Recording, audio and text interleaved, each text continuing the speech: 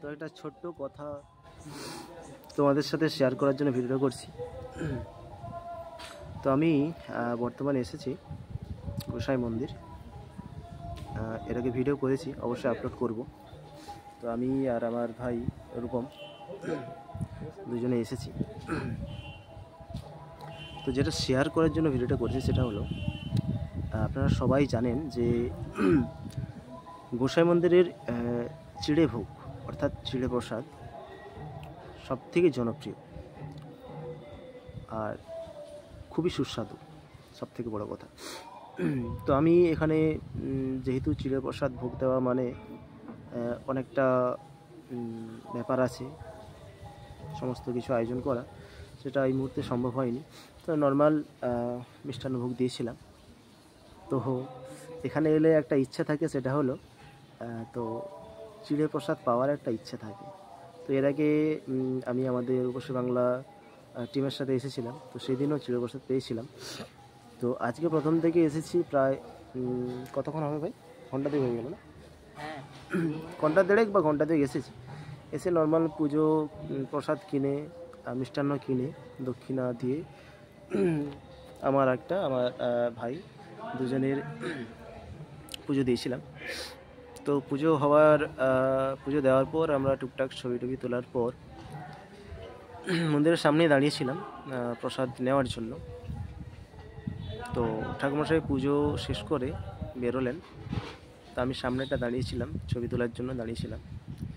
তো হঠাৎ করে উনি আমাকে ডাকলেন ভেতরে। তো এটা সত্যি অবাক করার একটা বিষয়, আমার কাছে অবাক করার বিষয়। তো উনি ডেকে আমাকে বললেন যে ভেতরে এসো। ভেতরে গেলাম। ভেতরে ডাকার কারণ এটাই ছিল যে যে সমস্ত প্রসাদগুলো রয়েছে, মিষ্টান্ন কিংবা চিড়াভোগ যেগুলো রয়েছে, সেগুলো একটা একটা ওনাকে ধরিয়ে দেওয়া। উনি মাইক্রোফোনে নাম ডাকছেন, নাম এবং সঙ্গে ঠিকানা। তো সেগুলো আমি একটা একটা ধরিয়ে দেবো, উনি দেখে দেখে বলবেন। তো আমি ভেতরে গেলাম, আমি একটা একটা ধরিয়ে দিলাম, উনি একটা একটা নাম ধরে ডাকছেন। তো আমার একটা পুজো ছিল এবং আমার ভাইয়ের দুটো পুজো আলাদা করে নিলাম, ভাইকে একটা দিলাম এবং আমারটা সাইডে রাখলাম। তো অবাক করার বিষয়, উনি আমাকে শেষে বলছেন যে তোমার কি চিড়া প্রসাদ ভোগ দেওয়া আছে? বলছি না। বলে উনি বলছেন যে ঠিক আছে, তুমি তাহলে একটু ওয়েট করো, আমি তোমাকে প্রসাদ দিচ্ছি। ঠিক আছে। তো শুনে খুব খুশি হলাম। তো উনি আমাকে দেখতেই পাচ্ছেন, তো চিড়ে প্রসাদ আর সঙ্গে আমাদের মিষ্টান্ন প্রসাদ দুটি পেয়েছি ওনার কাছ থেকে। তো ভগবানের কাছে, গোসাই বাবার কাছে সত্যি অনেক অনেক ধন্যবাদ যে আমার ছোট্ট আশাটি পূর্ণ করার জন্য। আর এভাবে উনি নিচে থেকে যে আশাটা পূর্ণ করেন, এটা একটা অবাক করার বিষয় আমার কাছে। কারণ আগেরবারে খুব মনে আছে, আমার সাথে আরও দুজন এসেছিল, ব্রজদার সঙ্গে তার ফ্যামিলি। তো আমি দুজনকে চেয়েছিলাম প্রসাদ। তো উনি আমাকে বললেন যে না না, হবে না, অনেক কম আছে, তো বাড়িতে অনেককে দেওয়ার আছে, আত্মীয় স্বজনের দেওয়ার আছে, বেশি প্রসাদ নিয়ে তাই দিতে পারছি না। শুনে আমি কিছুটা অবাক হয়েছিলাম, কারণ প্রসাদ তো সবার জন্য, কিছুটা হলেও ওনার দেওয়া উচিত ছিল। যাই হোক, সেটা ওনার ব্যক্তিগত ব্যাপার। তো আরেকজনকে বলতে উনি সসম্মানে আমাকে প্রসাদ দিয়েছিলেন। এমনটা কি আমি নিয়েও ছিলাম এবং কিছুটা বাড়ির জন্য নিয়ে এসেছিলাম।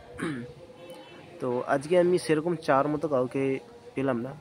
তো ভগবান নিজে থেকে আমাকে এভাবে প্রসাদটা আমাকে দেবেন সেটা কল্পনা করিনি। তো যাই হোক, অনেক অনেক ধন্যবাদ, অনেক অনেক অনেক প্রণাম শ্রী শ্রী রামানন্দ গোসাইজিকে, অনেক প্রণাম। তো সবাইকে বলবো আপনারা আসুন এই মন্দিরে, সত্যি খুব ভালো লাগবে, খুব মনোরম পরিবেশ। এসে এখানে অনেকে অনেক ধরনের মানুষ মনের ইচ্ছে পূর্ণ করেছেন।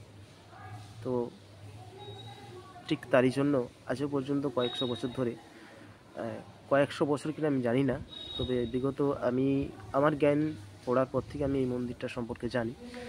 তো দেখে এসছি, এখান দিয়ে রেল লাইন দিয়ে যাতায়াত করলে, ট্রেনে যাতায়াত করলে এই মন্দিরটা দর্শন করি, দেখার চেষ্টা করি। তো যাই হোক, আমার এই ছোট্ট মন্তব্যটি শেয়ার করলাম, ছোট ঘটনাটা শেয়ার করলাম। জানি না ভালো লাগবে কিনা কারো। যদি ভালো লাগে থাকে একটু লাভ রেক্ট আর সঙ্গে কমেন্টে বলবেন জয় রামানন্দ গোসাইজি। সবাইকে অসংখ্য ধন্যবাদ, ভালো থাকবেন।